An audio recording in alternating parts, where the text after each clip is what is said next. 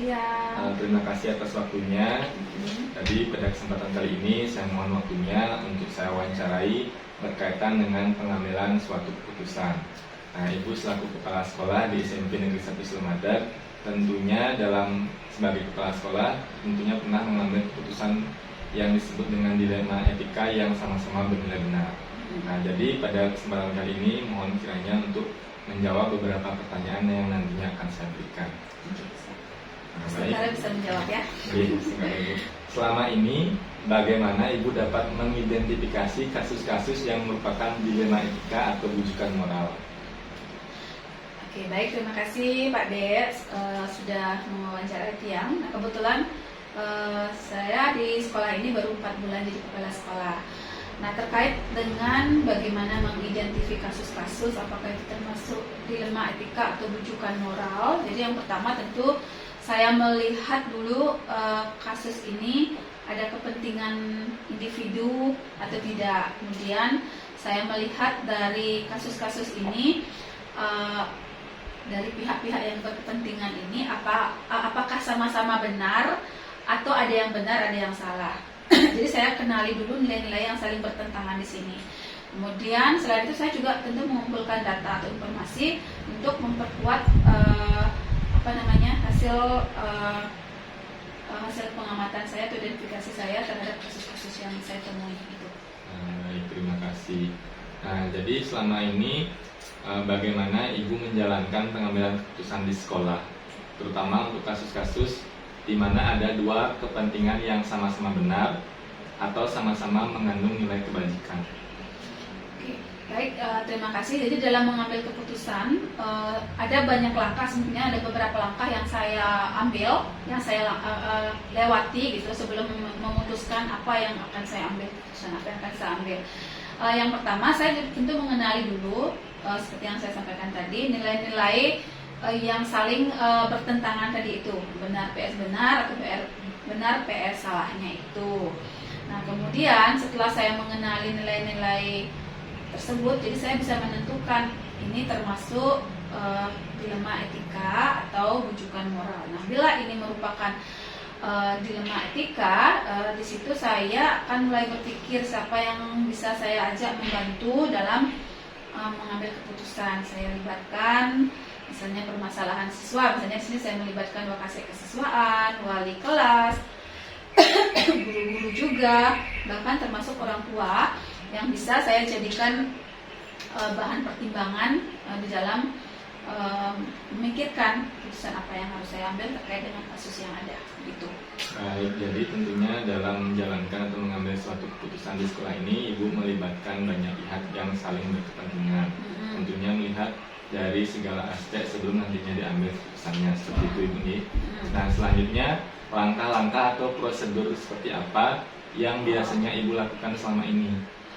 Oke, yang pertama tadi sudah mengenali dulu kasusnya, jenisnya apa. Kemudian setelah itu saya memikirkan siapa yang saya libatkan. Kemudian setelah itu setelah melibatkan itu saya ajak diskusi. Kemudian saya pikirkan dari keputusan yang akan saya ambil, apakah nanti itu ada merugikan pihak-pihak yang berkepentingan. Kemudian saya lihat juga apakah nanti keputusan yang saya ambil ada nanti akan berkaitan bersentuhan dengan hukum nggak gitu. Kemudian setelah itu saya juga melibatkan pihak-pihak yang saya segani, misalnya yang saya tuakan, untuk saya minta pertimbangan juga sehingga saya tidak salah dalam mengambil keputusan. Kemudian setelah itu saya sebelum mengambil keputusan juga saya memikirkan konsekuensi lain seperti hal yang tadi itu, apakah nanti itu risikonya dampaknya tidak baik atau bagaimana. Kemudian setelah yakin barulah saya mengambil keputusan. Namun sebelum mengambil keputusan saya pikirkan kembali. Nah, setelah saya mengambil keputusan tentu saya mengambil langkah refleksi kembali untuk membantu saya dalam pengambilan keputusan selanjutnya. Barangkali keputusan yang sudah saya ambil ada yang belum sepenuhnya tepat, jadi itu saya jadikan bahan refleksi untuk mengambil keputusan pada kasus-kasus selanjutnya yang lainnya. Baik, jadi tentunya dalam mengambil suatu keputusan, Ibu tentunya memikirkan dampak yang akan terjadi dari keputusan tersebut sebelum keputusan tersebut diambil, supaya nantinya tidak merugikan salah satu pihak dan melibatkan berbagai kepentingan yang dapat membantu Ibu dalam mengambil keputusan tersebut. Seperti itu, Ibu. Nah, selanjutnya, kira-kira hal-hal apa saja yang selama ini Ibu anggap efektif dalam mengambil keputusan pada kasus-kasus dilema etika? Hal-hal apa saja yang dianggap efektif dalam mengambil keputusan nih? Ya, saya yang pertama, kalau yang efektif dalam mengambil keputusan dilema etika, yaitu tadi saya melibatkan pihak lain, itu yang efektif. Jadi dengan mereka saling memberikan masukan, jadi pikiran saya terbuka, dan intinya yang terpenting dari sekian masukan dari pihak-pihak lain, hal terpenting yang saya ambil adalah, keputusan yang saya ambil adalah harus berpihak kepada murid, berpihak untuk kepentingan murid. Itulah yang saya jadikan acuan dalam pengambilan keputusan seperti itu. Baik, tentunya yang Ibu anggap efektif berarti melibatkan pihak lain, tentunya harus berpihak pada murid. Nah, selanjutnya, hal-hal apa saja yang selama ini merupakan tantangan dalam pengambilan keputusan pada kasus-kasus dilema etika? Tantangan ya, tantangan, kadang-kadang kita memang ada di sini misalnya perasaan, perasaan, ada di situ kadang-kadang ada juga benturan dengan aturan, tetapi kita di situ memikirkan perasaan, ada perasaan yang harus dijaga, sedangkan aturan berkata lain. Di sinilah kadang-kadang yang menjadi sulit luar biasa. Kita harus mengambil keputusan apa yang paling berdampak dan bermakna buat siswa, seperti itu. Berarti menurut Ibu yang menjadi tantangan dalam pengambilan keputusan untuk kasus-kasus dilema etika adalah berkaitan dengan perasaan dan juga aturan yang berlaku. Tentunya hal-hal tersebut dalam pengambilan keputusan nantinya harus berpihak pada murid, seperti itu. Nah, pertanyaan selanjutnya, apakah Ibu memiliki sebuah tata kala atau jadwal tertentu dalam menyelesaikan sebuah kasus dilema etika? Apakah Ibu langsung menyelesaikan di tempat atau memiliki sebuah jadwal untuk menyelesaikannya? Bagaimana bentuk atau prosedur seperti apa yang Ibu jalankan? Kalau terkait dengan jadwal, itu sih situasional ya. Nah, situasional.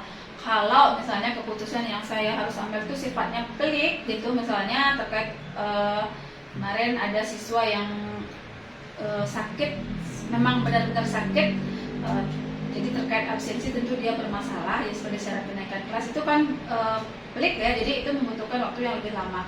Tapi ada juga keputusan yang tidak harus begitu lama saya melibatkan orang lain, jadi itu bisa lebih cepat saya ambil, namun tidak harus terjadwal, intinya insidental dan sesuai dengan situasi. Baik, jadinya dalam mengambil sebuah keputusan itu waktunya adalah situasional atau insidental, tergantung dari kasus dilema etika yang dialami. Betul. Nah, selanjutnya, adakah seseorang atau faktor-faktor yang selama ini mempermudah atau membantu Ibu dalam mengambil keputusan dalam kasus-kasus dilema etika? Tentu ada. Jadi pertama mungkin seseorang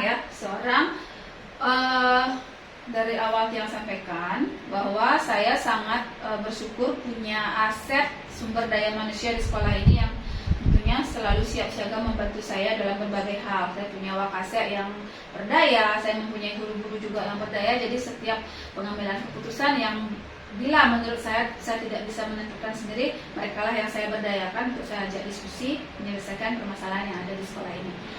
Sedangkan faktor lain, saya banyak mendapatkan pengalaman di pendidikan guru penggerak. Jadi di sana saya belajar, diberikan penguatan di pendidikan guru penggerak terkait dengan bagaimana cara mengambil keputusan, langkah-langkahnya dan semuanya. Itu yang saya implementasikan selama 4 bulan menjadi kepala sekolah di sini. Baik, jadinya tentunya berbekal dari pengalaman Ibu mengikuti pendidikan guru penggerak, Ibu memiliki pengalaman untuk mengambil suatu keputusan supaya berdampak pada murid. Selain itu, faktor-faktor lain yang membantu Ibu yang tadi disebutkan adalah aset dari SDM yang ada di sekolah ini yang juga mungkin membantu Ibu dalam kasus-kasus tertentu nantinya memberikan pertimbangan dalam pengambilan suatu keputusan seperti itu. Untuk selanjutnya, dari semua hal yang telah Ibu sampaikan, pembelajaran apa yang dapat Ibu petik dari pengalaman Ibu mengambil keputusan dilema etika? Baik. Sebenarnya belum di masa kerja saya yang tidak begitu lama ini memang sudah ada beberapa kasus dilema etika yang saya putuskan, namun tidak terlalu banyak seperti itu. Nah, pembelajaran yang bisa saya petik adalah dengan menerapkan langkah-langkah ini mempermudah saya dalam mengambil keputusan. Jadi ada 9 langkah ya, ini mempermudah saya dalam mengambil keputusan. Nah, ketika sudah mengambil keputusan, yang terpenting di sini pembelajaran yang saya ambil adalah pada sesi refleksinya. Jadi saya merefleksikan kembali apa yang sudah saya ambil, saya renungkan. Di situ saya mendapatkan pembelajaran, merefleksikan pengalaman yang sudah saya alami untuk bisa mengambil keputusan yang lebih baik pada kasus-kasus yang saya temui selanjutnya. Jadi ada merefleksi pengalaman. Nah, baik. Jadi pembelajaran yang Ibu dapatkan yaitu mendapatkan refleksi dari pengambilan keputusan yang Ibu telah lakukan dan melakukan refleksi kembali jika nantinya di kasus-kasus yang sama nanti akan terulang sehingga Ibu sudah memiliki pengalaman dalam pengambilan kasus tersebut. Ya, betul. Baik, itu saja untuk wawancara saya hari ini. Sebelumnya saya mengucapkan terima kasih karena Ibu sudah menyediakan waktu dan menjawab pertanyaan yang telah saya sampaikan. Baik, terima kasih, sama-sama, sukses. Terima kasih Bu. Selamat siang Bapak. Selamat siang.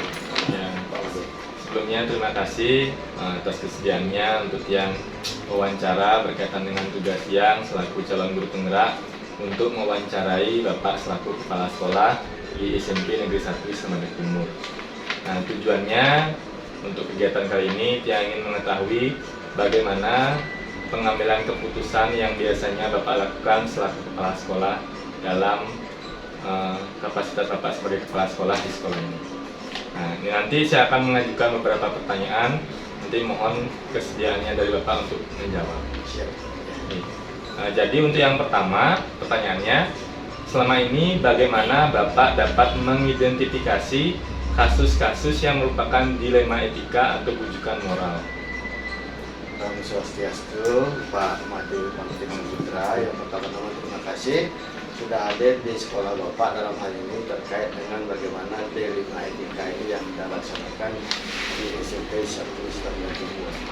Bagaimana yang menyikapi dilema etika itu adalah hal yang mungkin saja benar dan mungkin juga benar dengan salah. Nah, apa yang dia lakukan selama ini beberapa kasus seperti itu mengambil keputusan itu berdasarkan identifikasi masalah. Mana sebenarnya permasalahannya, mana yang lebih kita utamakan, apakah itu kepentingan individunya atau kelompoknya, karena sama-sama ini adalah hal-hal yang benar. Nah, artinya yang pertama itu kita identifikasi dulu mana yang lebih urgent, mana yang itu, karena ini tidak ada kaitannya dengan mana yang salah dan mana yang benar. Kita harus mengambil keputusan yang benar terkait dengan Nah, jadi Bapak mengidentifikasi dari kasus yang nilainya sama-sama benar, seperti itu Pak Ngi. Nah, kemudian selanjutnya, selama ini bagaimana Bapak menjalankan pengambilan keputusan di sekolah ini, terutama untuk kasus-kasus di mana ada dua kepentingan yang sama-sama benar atau sama-sama mengandung nilai kebajikan. Bagaimana Bapak mengambil keputusannya? Kalau ada dua kasus yang di sekolah ini yang pernah Bapak tangani, benar sama benar, tetapi ada yang berranah hukum, ada yang berranah moral. Nanti kalau dia yang berranah hukum itu kita identifikasi sesuai dengan kepentingan mana yang lebih utama dan yang lebih mementingkan untuk kita di lingkungan satuan pendidikan. Tetapi kalau dia berranah etika, ya kita cari akar permasalahannya, bagaimana kita menyikapi mana yang dipakai untuk kepentingan yang umum sehingga kita bisa menjalani dengan baik. Yang mana yang harus kita laksanakan, artinya tidak perlu memandang yang sangat benar dan tidak benar, tetapi yang kita fokuskan untuk kepentingan kita di lingkungan satuan pendidikan itu yang Berarti selama ini Bapak menjalankan pengambilan keputusannya utamanya untuk kepentingan bersama atau kepentingan umum. Tentunya untuk kepentingan murid seperti itu Pak. Nah, selanjutnya langkah-langkah atau prosedur seperti apa yang biasanya Bapak lakukan selama ini dalam mengambil suatu keputusan? Yang pertama pertama jelas kita identifikasi kalah, kemudian kita ketemukan antara dua kelompok, misalnya ini kelompok kecil, ini kelompok besar. Nah, kita tidak melihat kelompok kecil dan kelompok besar itu, kita ketemukan semacam itu, duduk bersama, kemudian kita cari jalan tengah seperti apa yang dia bilang di awal itu, mana yang kebaikan bersama di satuan pendidikan itu, baik itu kepada murid, baik itu kepada kelompok. Baik, jadi langkahnya mengidentifikasi, kemudian mengajak untuk mengedukasi dari kedua kelompok seandainya ada dari permasalahan tersebut, kemudian mencari jalan keluar bagaimana seharusnya dari permasalahan tersebut supaya semuanya merasa nyaman, seperti itu kan ya. Pertanyaan selanjutnya, hal-hal apa saja yang selama ini Bapak anggap efektif dalam pengambilan keputusan pada kasus-kasus dilema etika? Hal-hal yang paling efektif yang Bapak anggap merasa efektif di dalam mengambil keputusan di dilema etika itu, yang pertama kita bertemu face dulu ya antara kelompok yang satu dan kelompok yang lain, setelah kita mendapatkan bagaimana pembenaran yang di kelompok satu, bagaimana pembenaran kelompok dua, kita ketemukan. Nah, kemudian kita lihat dari pertemuan itu, kita lihat apakah ada ini adalah kasusnya yang untuk jangka panjang atau yang ada jangka pendek. Nah, karena kita tidak tahu yang jangka pendek dan jangka panjang, belum tentu yang jangka pendek itu dianggap baik, tetapi nanti di jangka panjangnya tidak akan baik. Sehingga kita perlu, itu yang kita laksanakan, sehingga kita mempertemukan dan kita carikan satu persatu dari masing-masing itu, baik itu kepada siswa, kepada guru, atau masyarakat di sekitar kita. Mungkin saja ada hal semacam itu karena kita pernah tangani semacam itu. Baik, jadi yang Bapak anggap efektif tentunya adalah berkomunikasi dengan baik antara kedua belah pihak, kemudian secara bersama-sama mencari solusi dari permasalahan yang ada. Nah, selanjutnya, hal-hal apa saja yang selama ini merupakan tantangan dalam pengambilan keputusan pada kasus-kasus dilema etika? Nah, Pak Made, tantangan yang kita hadapi selama menangani kasus dilema etika itu sangat berat sekali. Kenapa saya bilang? Karena ini ada yang bernuansa disiplin, kemudian ada yang bernuansa dan lain sebagainya. Banyak itu yang itu. Nah, ini yang kita untuk membedakan mana yang disiplinnya, mana yang untuk pribadinya, mana yang untuk dan lain sebagainya. Ada beberapa kasus itu yang kita tantangan itu, sehingga untuk mengambil keputusannya seperti Bapak bilang di awal itu sangat menyulitkan, tetapi tetap kita mengutamakan untuk kepentingan kita bersama. Itu yang kita laksanakan. Dari hal-hal yang ada itu. Nah, berarti dapat yang simpulkan bahwasanya dari tantangan yang ada tentunya pengambilan keputusan ujung-ujungnya harus yang berpihak pada murid yang tadi Bapak sampaikan, seperti itu nih. Nah, selanjutnya, apakah Bapak memiliki sebuah tata kala atau jadwal tertentu dalam sebuah penyelesaian kasus? Apakah langsung menyelesaikan di tempat atau memiliki jadwal untuk menyelesaikannya? Bagaimana bentuk, prosedur, dan seperti apa yang Bapak jalankan? Terima kasih, Adik. Untuk bagaimana kita pelaksanaan penyelesaian dilema etika itu, secara khusus kita tidak punya jadwal untuk menyelesaikan hal itu, tetapi jika ada kasus kita langsung tangani, sehingga tidak akan menjadi bumerang untuk kita ke depannya. Karena jika satu kasus kita biarkan kemudian kita tumpuk-tumpuk, ini akan menjadi gunung es yang bisa saja akan mencair suatu waktu. Tapi begitu kita ada kasus dilema etika itu, kita langsung menangani, kemudian dengan beberapa teman juga di staf pimpinan dan sebagainya. Itu yang kita tidak punya jadwal khusus terkait dengan hal itu, tapi begitu ada kasus kita akan langsung menangani. Berarti dapat saya simpulkan bahwasanya Bapak selama ini kalau mengalami kasus utamanya dilema etika itu langsung mengeksekusi kasus tersebut diselesaikan dengan cara berkoordinasi baik dengan staf pimpinan, guru, dan lain sebagainya, seperti ini. Baik, selanjutnya kalau dari Bapak sendiri, adakah seseorang atau faktor-faktor apa yang selama ini mempermudah atau membantu Bapak dalam pengambilan keputusan dalam kasus-kasus dilema etika? Selama ini ada beberapa teman yang sudah barang tentu yang Bapak ajak diskusi selama staf pimpinan yang membantu sangat memecahkan kasus-kasus telematika itu, terutama juga ke yang punya guru BK yang sudah barang tentu ini adalah sedikit tidaknya tahu tentang hal itu. Nah itulah yang dia ajak berkolaborasi sehingga untuk pemikiran yang sama untuk menyelesaikan kasus-kasus ini tidak serta-merta sendiri tapi tetap perlu bantuan, artinya berkolaborasi. Baik, terima kasih atas jawabannya. Jadi selama ini yang membantu Bapak selain staf pimpinan ada guru BK dan juga Bapak Ibu guru yang selalu siap membantu memberikan saran dan masukan dalam pengambilan kasus-kasus dilema etika tersebut. Nah, dari semua hal yang telah Bapak sampaikan tadi, pembelajaran apa yang dapat Bapak petik dari pengalaman Bapak dalam mengambil keputusan dilema etika? Dari beberapa kasus yang muncul setelah Bapak tangani sangat memberikan motivasi kepada Bapak sehingga apapun kejadiannya, terutama dalam hal dilema etika itu mampu mendewasakan kita, khususnya saya sebagai pimpinan satuan pendidikan untuk menciptakan lingkungan yang betul-betul kondusif di lingkungan satuan pendidikan khususnya di SMP 1 tersebut dan memberikan pelajaran kepada teman-teman guru kemudian siswa sehingga untuk kedepannya mampu berinovasi, berkolaborasi yang baik sehingga hal-hal yang tidak kita inginkan dari etika itu seperti yang saya bilang di awal tadi benar salah tapi benar mana yang lebih utama itu kita mampu mengambil keputusan untuk yang terbaik di lingkungan satuan pendidikan. Baik, jadi pembelajaran yang Bapak dapatkan tentunya mendewasakan diri Bapak dalam mengambil keputusan dan sebagai bahan refleksi dalam pengambilan keputusan nantinya ke depannya sehingga nantinya Bapak memiliki pengalaman dalam mengambilkan keputusan yang sama-sama sulit, sama-sama bernilai benar seperti itu. Dan tentunya juga memberikan pengalaman kepada rekan-rekan guru untuk saling berkolaborasi dalam menyelesaikan kasus-kasus yang ada di sekolah yang berpihak pada murid seperti itu. Baik, itu saja Bapak dari pertanyaan wawancara yang ingin Tiang tanyakan hari ini.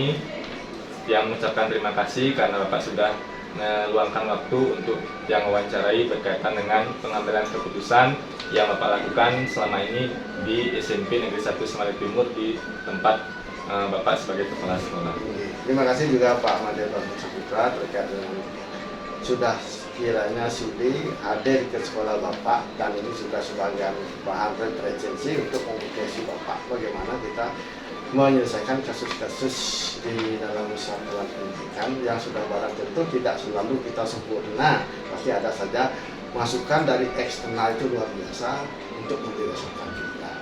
Walaupun dianggap sebagai staf pimpinan tetapi tidak pimpinan itu selalu benar, tapi perlu masukan dari orang-orang di sekitar kita. Benar sekali. Terima kasih Bapak.